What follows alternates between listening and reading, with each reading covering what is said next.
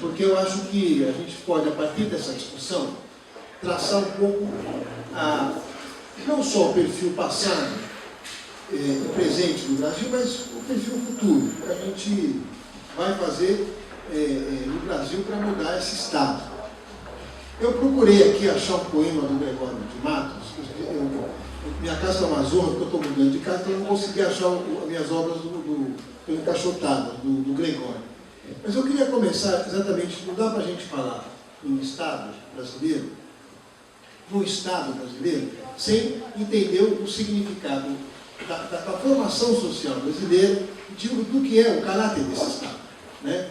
E eu de cabeça não vou lembrar o poema, mas tem aquele famoso poema do Gregório, que chama Triste Bahia, né? Que o Caetano musicou, tal, belíssimo poema.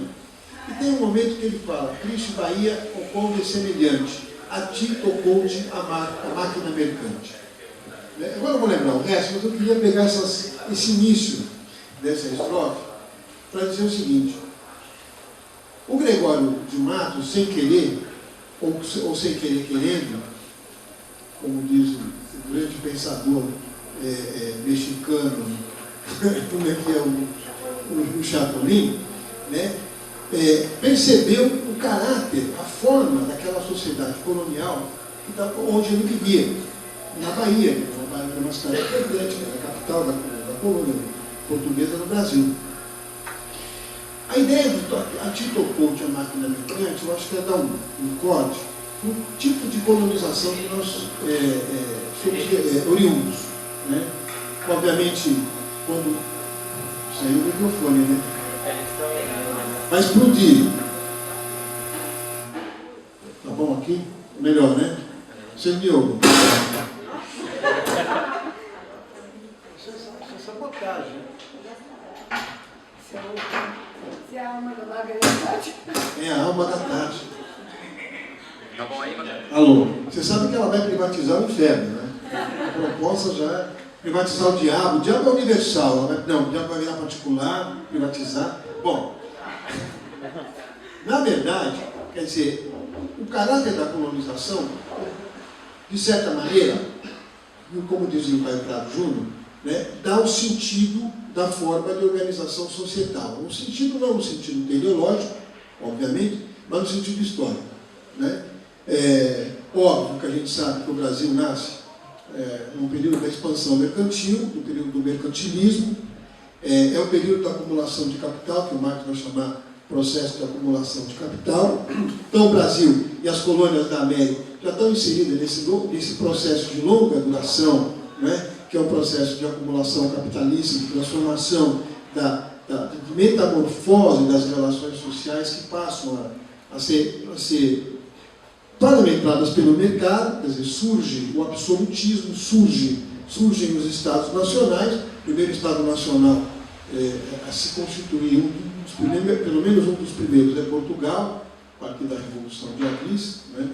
E com unidade nacional, unidade linguística, unidade territorial, unidade de moeda, e esta aliança da burguesia com o rei, com uma nobreza também que também se metamorfoseia, né, de nobreza para uma fidalguia, né, burguesa, serão os elementos que vão constituir e vão colonizar o Brasil. Este quadro político sumário, mas dá para a gente entender o significado da colonização do Brasil. Então, o Brasil é colonizado para atender demanda de mercado. A escravidão que se coloca aqui é uma escravidão que atende demanda de mercado. É diferente da escravidão do mundo antigo, onde você tinha uma produção de subsistência para manter o senhor. Né? No caso da escravidão brasileira, ainda que você tenha o segmento de subsistência para manter o próprio trabalhador escravo, o núcleo produtivo é de exportação. Aí tem aquela velha discussão se o Brasil viveu um modo de produção escravista, ou se esse escravismo colonial está dentro do sistema mercantilista como uma particularidade da forma de desenvolvimento, de objetivação do capitalismo. Né? Eu, pessoalmente, acho que o Brasil se insere num processo largo na forma de um desenvolvimento desigual e combinado, né? Onde o Brasil se apresenta como uma particularidade histórica de uma forma capitalista, uma especificidade histórica, onde o trabalho escravo aparece como um trabalho forçado, né? Como um trabalho vinculado para o mercado. Portanto, não é uma escravidão no sentido da escravidão antiga. Tem uma grande polêmica sobre isso. Tem o famoso livro do Jacob Moreno, que é um belo livro, com o qual não concordo, mas é um livro que todo mundo tem que ler, né? Porque é um livro obrigatório, que é o escravismo colonial. Enfim, eu acabei também polemizando num livro que deve sair agora uma terceira edição, que é o Estado e a Burguesia no Brasil, onde eu faço uma polêmica grande com o Gorenga, mas eu, na minha visão, quer dizer, o caráter da colonização brasileira é mercantil capitalista, ou capitalismo mercantil, né, como especificidade da forma de objetivação, como uma etapa específica da forma de objetivação do capitalismo em seu caráter periférico. Portanto, o escravo brasileiro é um escravo que tem uma característica de trabalho forçado para produzir mercadorias para o mercado internacional. No caso aqui, o escravo da América como um todo, né? Quer dizer, nos Estados Unidos, na América Central e nas outras localidades onde houve escravidão. Este Estado escravista, esta forma escravista de colonização, gera um Estado que não rompeu com a sua estrutura genética de economia colonial complementar, dos grandes polos capitalistas internacionais. Né? Quer dizer, a independência brasileira, ela aparece como um arranjo, né? Um tipo de arranjo onde não há uma ruptura, vamos assim dizer, com a velha forma econômica. Aliás, essa é a característica da América Latina. Né? Quer dizer, todos os processos de independência não rompem com suas formas tradicionais de organização da economia. Né? Principalmente os países de extração escravista. O que se pode dizer é que isso cria, vamos dizer, se a gente fosse, mais tarde eu vou até tocar no assunto, mas se a gente fosse pegar a velha análise de Lenin sobre os caminhos do desenvolvimento do capitalismo, quer dizer, não é um modelo, mas ele diz como é que as formas sociais capitalistas vão se objetivando e vão se desenvolvendo. Assim como ele achou um caminho americano, um caminho clássico, um caminho russo, a via alemã, que ele vai chamar de via prussiana, você pode dizer também que é um caminho da América colonial, um caminho colonial do desenvolvimento do capitalismo e um caminho específico colonial do desenvolvimento brasileiro, do capitalismo brasileiro. Exatamente no núcleo da não ruptura com as suas formas tradicionais de organização da produção. E não só da organização da produção, como da organização societal. Quer dizer, o que é que explica a incompletude das revoluções burguesas da América Latina, a não ser esta tradição colonial e principalmente a tradição de não ruptura com o seu passado colonial, com sua forma estrutural, societal colonial. Esse é o primeiro aspecto que eu queria chamar a atenção. No caso específico do Brasil, quer dizer, a independência é proclamada num grande arranjo político, num momento de grande crise no Império Português, com a possibilidade de uma comoção sem previsão do que iria acontecer. Rapidamente, as cortes se articulam e são obrigadas a ceder a separação do Brasil, na medida que você tinha uma pressão do setor colonial da burguesia do Império Português, setor português, que queria recolonizar o Brasil, mas o Brasil era uma colônia mais rica do que a metrópole, então, obviamente, se cria um arranjo para se manter a autonomia do Brasil, dando o trono no Brasil, transformando num império e dando o trono do Brasil para o herdeiro do trono de Portugal. Né? Quer dizer, isso fica muito claro num arranjo. Por que o arranjo? Porque, na verdade, o processo de independência não é resultado de uma mobilização nacional, societal, de alianças políticas, de destruição da velha ordem e da reconstrução da velha ordem. Muito pelo contrário. É um processo que o Gramsci vai chamar de transformismo, não é? Onde esta aristocracia mercantil capitalista vai se metamorfoseando em burguesia ao longo do tempo, não é? E onde, obviamente, as rupturas são sempre rupturas para recolocar o modelo de desenvolvimento econômico, o modelo de estrutura econômica, que é de inserção subordinada aos polos centrais do capital, seja no período do mercantilismo, seja depois no período do capitalismo industrial, da Revolução Industrial e do capitalismo industrial. Quer dizer, este corte esse caráter do capitalismo brasileiro, não é? Ele nos dá a dimensão de qual é o tipo do Estado que você vai ter. Porque, veja, nós temos um império bastante longo, dois reinados, né? Uma regência, uma deposição do Dom Pedro I em 31, de 31 a 40 as regências, e de 40 para frente o Dom Pedro II assume o trono. Ora, o núcleo é o núcleo escravista e latifundiário.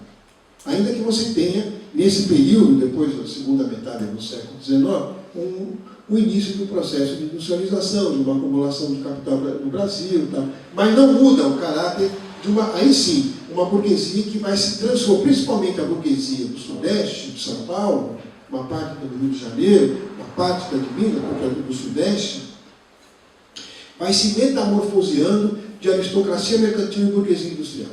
Né? Quer dizer, esse é um caráter interessante no caminho do desenvolvimento do capitalismo brasileiro. Se pode, nesse meu livro lá, Estado e Burguesia no Brasil, eu chamei esse de, pegando uma carona numa elaboração do professor José Chazin, lá de Minas Gerais, já falecido. Ele tem um livro bastante interessante que chama-se Integralismo de Plínio Salgado, que saiu, parece, uma segunda edição, pela de Omni. Nesse livro ele faz uma bela análise sobre o caráter específico do desenvolvimento do capitalismo brasileiro, que ele vai chamar de via colonial. Eu acabei fazendo uma mescla entre uma elaboração anterior, que começa com Carlos Nelson, que passagem do Carlos Nelson Coutinho, que vê no Brasil uma via prussiana, um prussianismo dessa burguesia. Por que prussianismo? Porque da mesma forma que na Alemanha, a burguesia alemã também ela é metamorfose, ela é uma burguesia transformista, sofreu metamorfoses no sentido de uma antiga aristocracia aristocrática que se transforma em burguesia, né? Através de uma acumulação de capital pelo campo. São os Junkers. Né? E aí isso explica um pouco quando a gente olha aqueles filmes sobre guerra, né, sobre a Segunda Guerra Mundial, aqueles oficiais nazistas todos, e alemães também, né, todos aristocráticos, exatamente esta tradição de uma nobreza terratenente que se metamorfoseia em burguesia industrial. Ora, esses processos são interessantes porque são processos onde não há ruptura revolucionária, ao contrário, há algo que o Lukács vai chamar de conciliação entre o velho e o novo, onde o novo paga um enorme e pesado tributo para o velho.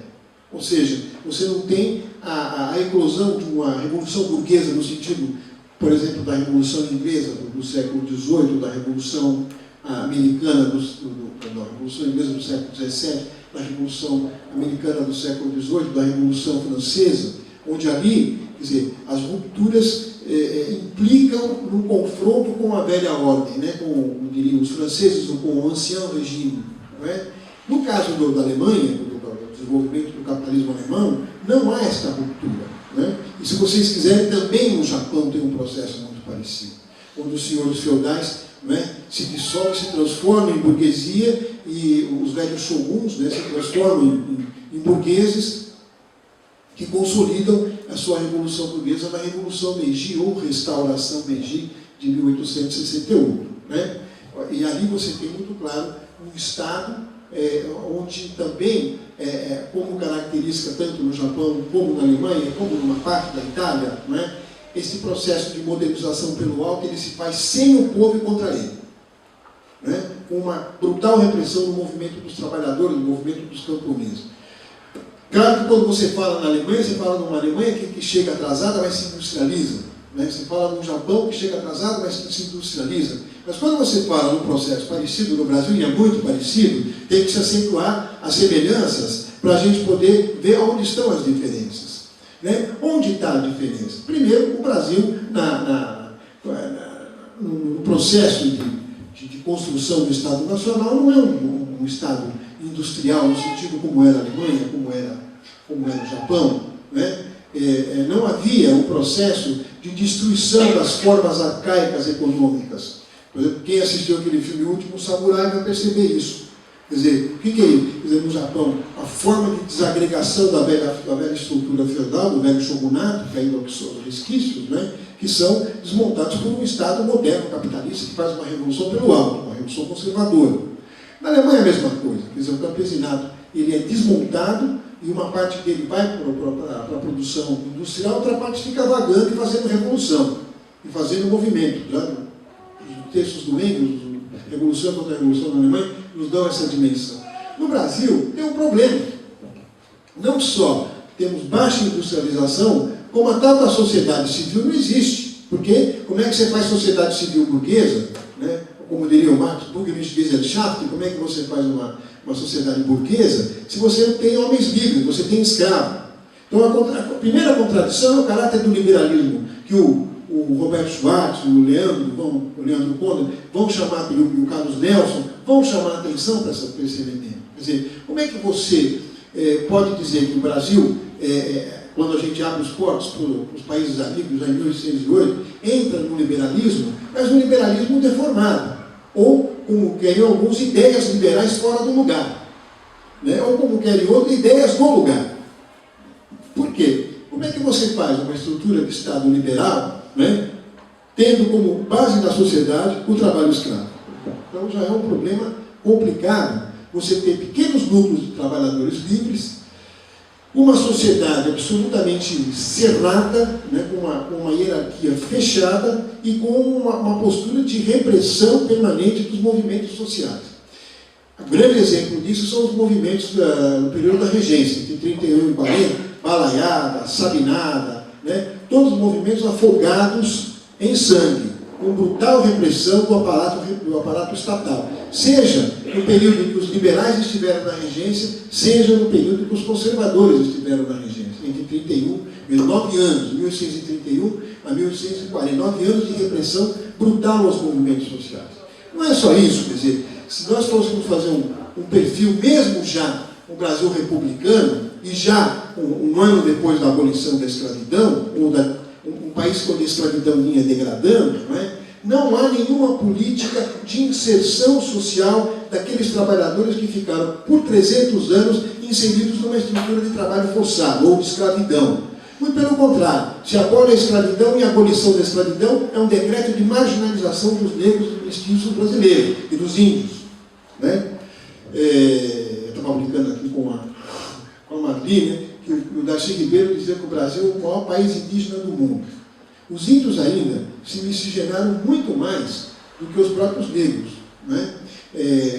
Até em função do bandeirantismo, das incursões bandeirantes, das destruições das tribos, eles acabaram, você tem um contingente indígena no Brasil maior do que o contingente negro mulato, né? No sentido do caráter, como dizia o Darcy Ribeiro, da sociedade nacional. Mas esses caras, nesse momento, foram decretados a marginalidade. Marginalidade do quê? A forma de inserção no capitalismo dele era uma inserção excluída. Então, esse negócio de excluído em capitalismo não existe. O cara é excluído e incluído. Quer dizer, a forma de inclusão dele é exclusão. Né? É ser o exército industrial de reserva ou ser o lumpen proletário. Tanto faz. Importa-se mão de obra branca, né, europeia, não só para ter uma ideologia. Essa ideologia vem da onde? Da escravidão, do escravismo, a ideologia do branco. Você tem uma ideologia oficial de Estado, pelo menos em dois momentos. Né?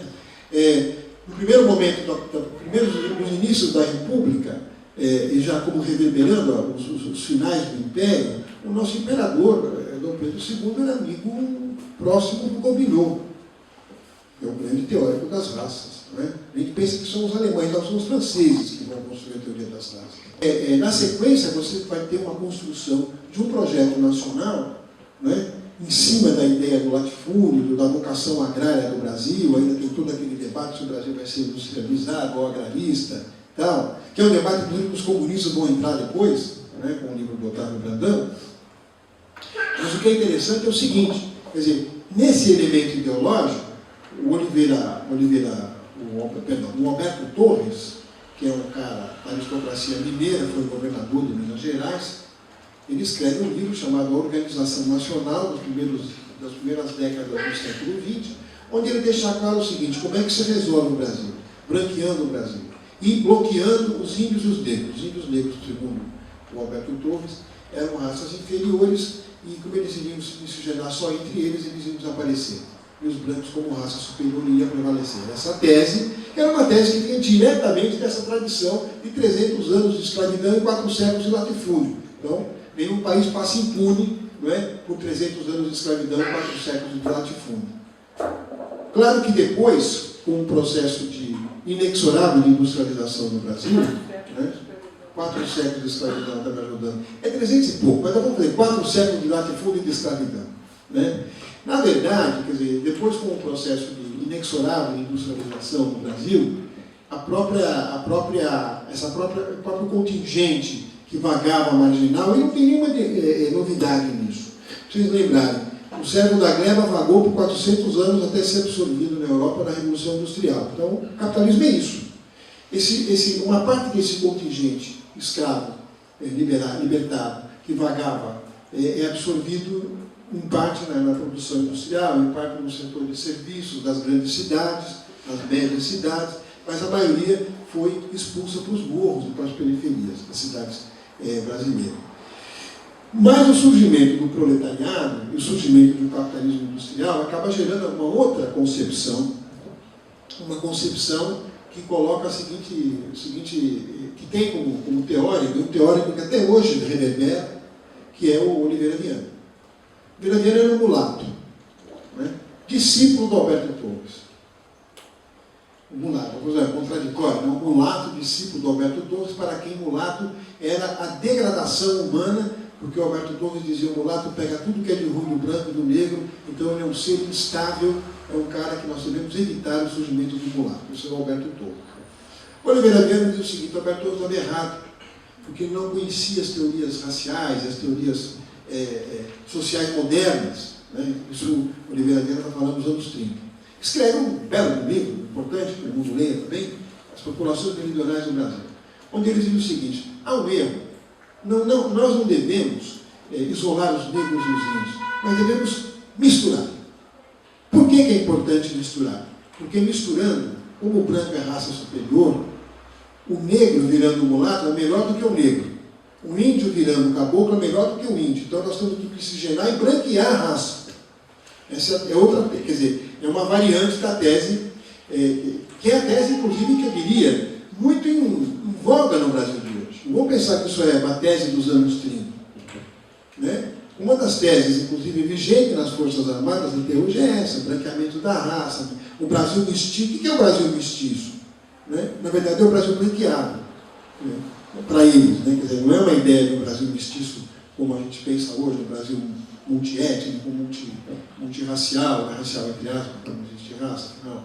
Mas, para eles, não. O Brasil mestiço era o Brasil do branqueamento da raça. Bom, este é um dos elementos ideológicos da construção do Estado. Mas não é todo. Né? Eu fiz questão de fazer esse grande parênteses para entender o núcleo ideológico da construção do Estado Nacional Brasileiro. É esse. Há um segundo elemento, quer dizer, como é que funciona o Estado Nacional Brasileiro? É um Estado que sempre teve um papel presente na organização social. Não só no sentido de ser o curador e o repressor dos movimentos sociais, mas isso faz parte do qualquer Estado burguês, né? Como o alavancador de projetos econômicos para a burguesia, principalmente depois de 30, que é o período que a Marli vai falar mais para nós. Né? Mas qual é o papel do Estado? O Estado é sempre o agente de acumulação de capital num país onde a burguesia é débil. Então isso nos leva de novo a voltar para aquela ideia da Alemanha, né? Fazer uma comparação com a Alemanha e o Brasil, onde também o Estado alemão, o Estado bismarckiano, depois o Estado alemão, depois o Estado nazista, vai jogar com o papel de ser o fornecedor de políticas de infraestrutura e de insumos para a burguesia, tanto alemã como a brasileira. A diferença é que a brasileira tem uma tradição genética de inserção subordinada nos polos internacionais do capitalismo. Né? E essa tradição, pela não realização da Revolução Burguesa, né? Uma revolução pelo alto, pela não ruptura com o velho e pela permanência do velho. Quer dizer, o que é o velho? É a velha ordem de inserção, a velha ordem colonial, aquilo que o Caio Prado apontava como sentido da colonização. Quer dizer, historicamente, aonde se rompeu com a estrutura de inserção subordinada no capitalismo internacional? Não se rompe. Não se rompe. Então, o Estado que se estrutura no Brasil, ele é a imagem e semelhança desta forma social e dessa burguesia, né, que vai se estruturando no Brasil. Eu não controlei meu tempo. Alguém controlou? Não. Ah, bem bom. Então, já estou indo com as conclusões. 15 para as 10, são 10h30, estou falando lá. Já deu o primeiro tempo, né, do jogo de futebol. Né? E, além de ser um Estado que atua como um elemento de alavancamento de projetos econômicos, é um Estado que mantém sob controle o movimento operário.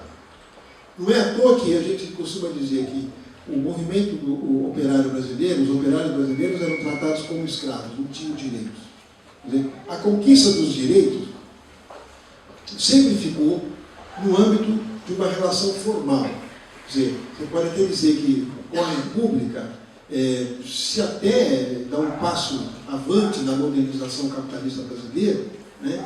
Mas no plano das relações sociais, o capitalismo brasileiro ele foi sempre muito incipiente. Quando se organizou leis sociais, principalmente depois dos anos 30, onde a pressão do movimento operário era muito grande, foram leis sociais que sempre, se de um lado, acabaram concedendo às pressões do movimento operário, a legislação trabalhista de Getúlio, basicamente, por outro lado, concede, mas coopta uma parte do movimento operário para um projeto do desenvolvimento, da modernização conservadora e da inserção subordinada ao capitalismo internacional. Esta tradição, que às vezes, que muitas vezes teve que se colocar como uma tradição autocrática, ou melhor, a burguesia brasileira é geneticamente autocrática, e essa autocracia burguesa no Brasil, ela se materializada em formas bonapartistas, em formas de ditaduras. Quantas ditaduras o Brasil viveu? Né? O Brasil, ao longo da sua história, ele nasce com processo de ditadura, é só lembrar, e com processos pelo alto, sem povo, a proclamação da independência, não tinha povo, o golpe da maioridade, até o nome diz o golpe, né? Quer dizer, as regências são formas pelo alto de quase que experiências republicanas, mas você tem o golpe da maioridade em 1840, o golpe da República em 89, o golpe ou a autocracia dos governos republicanos e do florianismo, o golpe de 30, o golpe de 64, quer dizer, tudo isso dá o caráter das formas que a burguesia assume quando ela se sente pressionada pelo movimento social. É repressão brutal, e sempre a repressão brutal, um Estado que também está pronto para reprimir o movimento operário. Né? Também tem essa característica. Interessante, porque esta forma do Estado, o caráter morfológico do Estado, aparece ainda hoje, quando a gente olha, por exemplo, a própria estrutura da polícia que policia as cidades brasileiras. Né? Todos nós temos a infelicidade nas nossas cidades, nos nossos estados, temos uma polícia militar. Que antes de ser polícia militar eram forças públicas. E que antes de ser forças públicas eram guardas nacionais, submetidas aos coronéis e latifundiários. É por isso que eles ganharam o título de coronel. Porque eles comandavam as guardas nacionais, no período do Império. No período da regência, que aparece. Para que serviu esse guarda nacional? Para reprimir o movimento dos escravos, o movimento dos trabalhadores livres, e depois para reprimir os trabalhadores urbanos e assim por diante. E com a ditadura você tem um decreto de formação das polícias militares. Mas é o caráter do Estado. No plano político, só para concluir, quer dizer, você também tem uma fragilidade das instituições, né, no plano institucional. O Brasil é um país com profunda fragilidade nas instituições, exatamente porque a fragilidade está no não aprofundamento, vamos dizer assim, das conquistas democráticas. Né? Portanto, o Brasil tem um hiato democrático. Para concluir, eu digo o seguinte: o primeiro momento, quer dizer, mesmo com toda essa debilidade, o movimento operário no início da segunda metade, da segunda década do século XX, consegue criar um partido operário, fundou um partido comunista em 1922. E antes disso, tinha um forte movimento anarquista, ainda que difuso, mas um movimento anarquista, que uma parte dele vai fundar o Partido Comunista. Né? Tanto é verdade que esse partido viveu a maior parte da sua vida na clandestinidade e sob repressão brutal do Estado. Né? Seja o período que for, foi sempre brutalmente reprimido pelo Estado. O que se pode dizer é que quando radicalizavam-se ações democráticas, e é isso que foi o movimento de 35, o levante da Aliança Nacional Libertadora, que com certeza a Babi vai falar com maior propriedade, porque o livro dela aí, que é para mim um dos melhores trabalhos sobre o tema, né? O pessoal sabe da minha briga não, mas é verdade. Né? Quer dizer, quando se levanta uma perspectiva de aprofundar a democracia, porque aquilo que tentou na comunista não tinha nada, né? Aí, apesar de ser hegemonizado pelo Partido Comunista, a repressão vem e vem violenta, todo mundo conhece. Mas não vem só em 1935, vem também com o golpe do Getúlio, porque Getúlio sobe no golpe e é destituído no golpe. Né? O golpe que destitui Getúlio também vem numa onda de não legalizar os partidos operários, praticamente o Partido Comunista não consegue a legalidade até 1985, a crise do golpe militar de 64. Interessante que em 85 na década de 80 legaliza-se o PT, mas os partidos comunistas ficam mais 5 anos na clandestinidade até 85. Não é? Então, quer dizer, essa é a história. E ali, nesse momento de ato democrático, eu diria que o Brasil vive um elemento de legalidade burguesa. Não diria que é uma democracia, porque dá uma legalidade burguesa. Você tem o jogo institucional do Estado, a gente vai na urna, vota em deputado, vota em presidente, mas o núcleo é o seguinte: no plano econômico e no plano das relações sociais, não houve ainda uma ruptura de profundidade com a tradição da autocracia burguesa, né, e com a tradição da repressão e da cooptação dos movimentos sociais. Sou obrigado a dizer, para concluir, depois a gente vai fazer o debate, que mesmo a eleição de Lula, em 2002, com sua reeleição, depois com a eleição, ou seja, com o PT e seus aliados no poder, não rompeu com duas questões importantes. Primeiro, com a inserção subordinada do capitalismo brasileiro aos polos centrais. Ou seja, a burguesia brasileira sempre teve uma habilidade de ser uma transformista e não perder o pé da modernidade, diferente da burguesia argentina. Né? Ela não perde o pé da modernidade.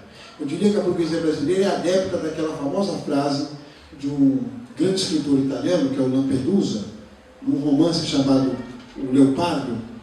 A burguesia fala o seguinte: um burguês conversando com a mulher, e a mulher pé da vida que o burguês vai casar a filha dele, um aristocrata conversando com a mulher, e a mulher pé da vida porque ele vai casar o filho dele, que é aristocrata, com a filha de um burguês. Ela falou: pronto, você vai casar meu filho com um burguês?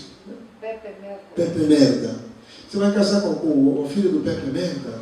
Ele fala: mas é claro, e mais, na festa todo mundo de smoking. Smoking, essa roupa burguesa, ele fala: sabe por quê? Está na hora da gente mudar tudo que aqui está para manter as coisas como estão. Ou melhor, está na hora da gente mudar para manter tudo como está. Essa é a frase. A burguesia brasileira é isso. Né? Até porque tem identidade com a burguesia transformista italiana, principalmente do sul da Itália, né? Que no caso do Lampedusa ali, é na região da Sicília. Quem não lê o romance, leia, porque é o filme. O filme é muito bom também. É um filme fantástico. O Leopardo, ou o italiano Il Gattopardo. Para concluir, eu digo o seguinte: não só o PT não consegue, a eleição de Lula e o PT não conseguem romper com a autocracia burguesa, como ele é cooptado por um projeto de modernização conservadora, e o PT age como um elemento importante na forma de alargar o desenvolvimento e a inserção subordinada do capitalismo brasileiro aos polos centrais do capitalismo. Mas, ajuda a transformar essa burguesia transformista em burguesia subimperialista. Então, quer dizer, o que a gente vive hoje? Uma legalidade burguesa. A autocracia burguesa está aí no cotidiano, é só a gente ir para as periferias, a PM continua matando negro, mestiço, pobre. Isso é um dos elementos que expressa. Mas também a superexploração do trabalho, não é? E agora, o governo Dilma desmonta as conquistas sociais, não é? Então fica claro que nessa trajetória, não é? A forma que o Estado vem assumindo ao longo da história brasileira, é claro que sempre mudando, se adaptando às formas de modernização, mas o núcleo, do sentido da colonização, que dizia o Caio Prado, a inserção subordinada da burguesia brasileira, do capitalismo brasileiro aos polos centrais do capitalismo, do imperialismo, estão aí presentes. Eu acho que esse plano, de fundo, ajuda a gente a pensar mais para frente e a refletir junto com agora o que vai colocar a Marli sobre a perspectiva do passado, do presente e do futuro. Obrigado, professor.